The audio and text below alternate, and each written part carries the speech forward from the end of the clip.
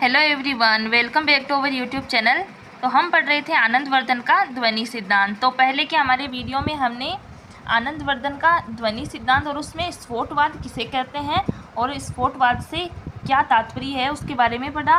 और फिर हमने प्रमुख परिभाषाएं और जो विद्वान हैं उनके अनुसार स्फोटवाद के बारे में क्या क्या मत दिए गए उनके बारे में हमने पिछले वीडियो में पढ़ लिया है। और अब हम जानेंगे काव्य के भेद। ठीक है, तो चलिए वीडियो को शुरू करते हैं। तो आनंदवर्धन का जो ध्वनि सिद्धांत है उसका ही दूसरा पार्ट ये है। तो काव्य के भेद है। व्यंजना शब्द शक्ति की प्रधानता के आधार पर ध्वनि सिद्धांत के अंतर्गत ध्वनिवादी आचार्यों के द्वारा काव्य के 3 भेद माने गए हैं। पहला तो है ध्वनि काव्य, दूसरा गुणीभूत व्यंग्य काव्य और तीसरा है साधारण या अवर काव्य या चित्र काव्य। तो एग्जाम में कई बार पूछा जाता है कि ध्वनि सिद्धांत के अंतर्गत जो ध्वनिवादी आचार्य हैं उन्होंने काव्य के कितने प्रकार बताए हैं। तो 3 प्रकार बताए हैं, इनको आपको याद रखना है। तो सबसे पहले हम पढ़ते हैं ध्वनि काव्य के बारे में। ध्वनि काव्य, जिस काव्य में वाच्यार्थ से अधिक चमत्कारपूर्ण व्यंग्यार्थ होता है वही ध्वनि काव्य है। मतलब वाच्यार्थ से अधिक चमत्कारपूर्ण क्या होता है, व्यंग्यार्थ पर अधिक बल दिया जाता है और प्रमुखता किसकी होती है, व्यंग्यार्थ की होती है। यह उत्तम काव्य माना जाता है। सबसे उत्तम काव्य कौन सा माना जाता है, ध्वनि सिद्धांत। जैसे एग्जाम्पल है, माली आवत देख कर कलियन करी पुकार, फूली फूली चुनी लई काल्हि हमारी बारी। यहाँ माली और कली से संबंधित अर्थ वाच्यार्थ है जो गौण है, जबकि जीवन की क्षण भंगुरता को व्यंजित करने वाला अर्थ व्यंग्यार्थ है और वही प्रमुख भी है। अर्थात जो माली और कली शब्द है ये तो केवल शब्द के रूप में दिए हुए हैं, लेकिन इसमें भी क्या व्यंग्य दिया हुआ है।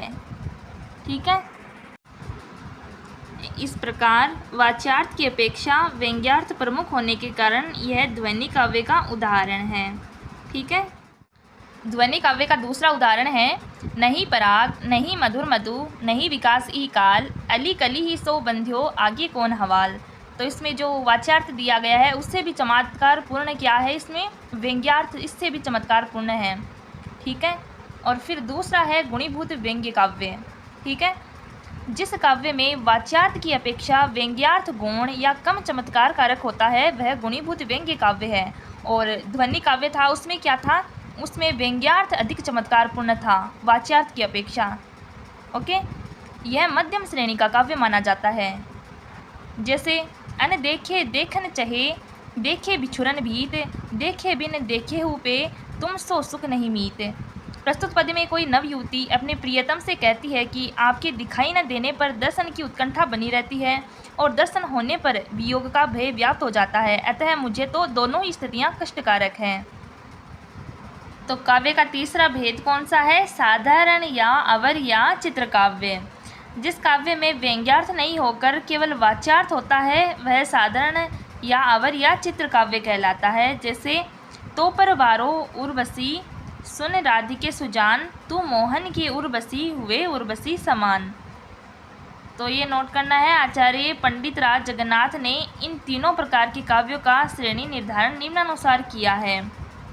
तो सबसे पहले ध्वनि काव्य, ये उत्तमोत्तम काव्य है। दूसरा है गुणीभूत काव्य, यह उत्तम काव्य है।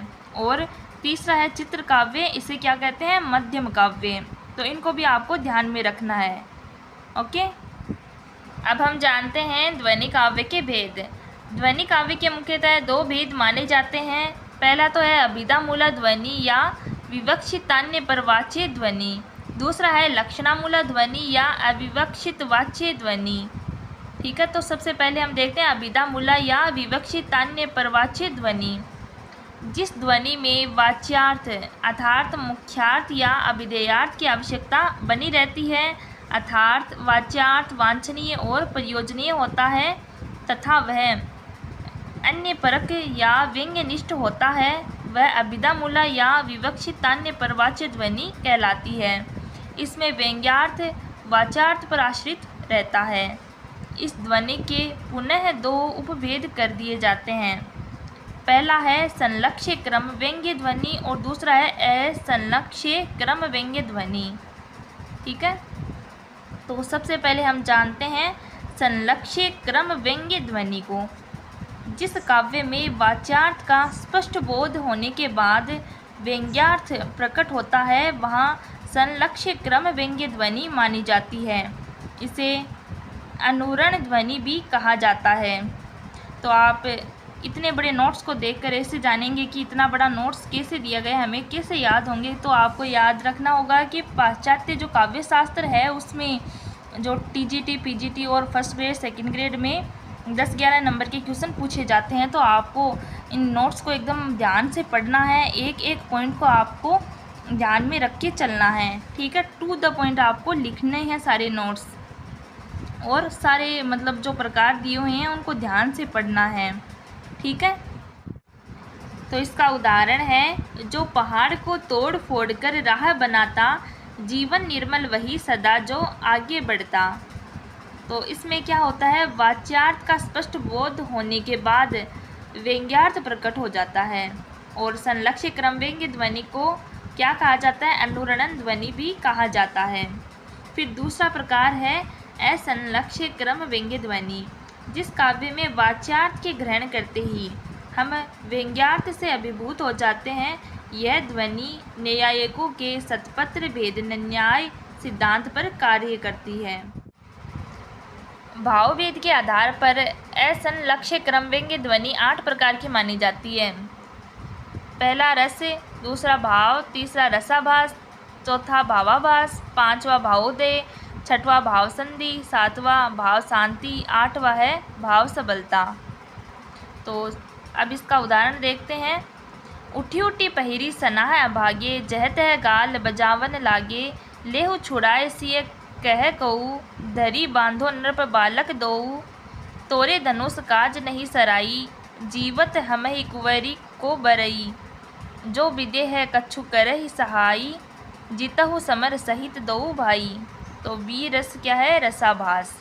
दूसरा उदाहरण है, प्रभु विलाप सुनि कान, विकल भये वानर निकर, आई गयऊ हनुमान, जनु करुणा मह वीर रस।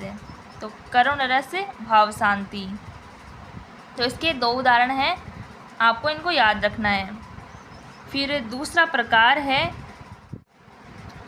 लक्षणामूला ध्वनि या अविवक्षित वाच्य ध्वनि, जिस काव्य में अधिक चमत्कार कारक व्यंग्यार्थ से वाच्यार्थ की आवश्यकता नहीं होती, वहाँ पर लक्षणामूला या अविवक्षित वाच्य ध्वनि मानी जाती है।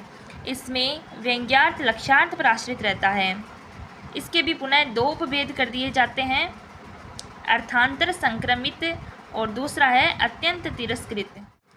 लक्षणामूला ध्वनि का पहला भेद है अर्थांतर संक्रमित वाच्य ध्वनि, जिस ध्वनि में वाच्यार्थ अपना पूर्ण तिरोभाव न करके अपना अर्थ रखते हुए भी अन्य अर्थ में संक्रमण करता है, वह अर्थांतर संक्रमित वाच्य ध्वनि कहलाती है। जैसे उदाहरण है, सीता हरण तात जनी, कहेऊ पितु सन जाय, जो मैं राम तो कुल सहित कही ही दसानन आए। दूसरा भेद है अत्यंत तिरस्कृत वाच्य ध्वनि, जिस ध्वनि में वाच्यार्थ का पूर्णतया परित्याग हो जाता है, वहाँ अत्यंत तिरस्कृत वाच्य ध्वनि मानी जाती है। जैसे मातहि पितुहि उरिन भय नीके, गुरु रहा सोच बड़ा जीके, सो जनु हमरे माथे काढ़ा, दिन चली गए ब्याज बहुत बाड़ा। प्रस्तुत पद में उरिन भय नीके पद में अत्यंत तिरस्कृत वाच्य ध्वनि है। अब हम देखते हैं ध्वनि संप्रदाय का विकास करने वाले प्रमुख आचार्य। पहले हैं आनंदवर्धन ध्वन्यालोक, अभिनव गुप्त ध्वन्यालोक लोचन, फिर है मम्मट काव्य प्रकाश, विश्वनाथ साहित्य दर्पण। फिर है ध्वनि विरोधी आचार्य, कौन से हैं, मुकुल भट्ट, भट्टनायक, महिम भट्ट, कुंतक और धनंजय। तो आपको इनको याद रखना है, ध्वनि संप्रदाय का विकास करने वाले कौन कौन से आचार्य हैं और ध्वनि विरोधी आचार्य कौन कौन से हैं, ठीक है। तो आज का हमारा वीडियो आपको कैसा लगा कमेंट करके ज़रूर बताइएगा, और अपने फ्रेंड्स जो कंपटीशन एग्जाम्स की तैयारी कर रहे हैं फर्स्ट ग्रेड सेकंड ग्रेड, तो आप उनको शेयर कीजिए ज़्यादा से ज़्यादा वीडियो को, और हमारे यूट्यूब चैनल को सब्सक्राइब करें। धन्यवाद।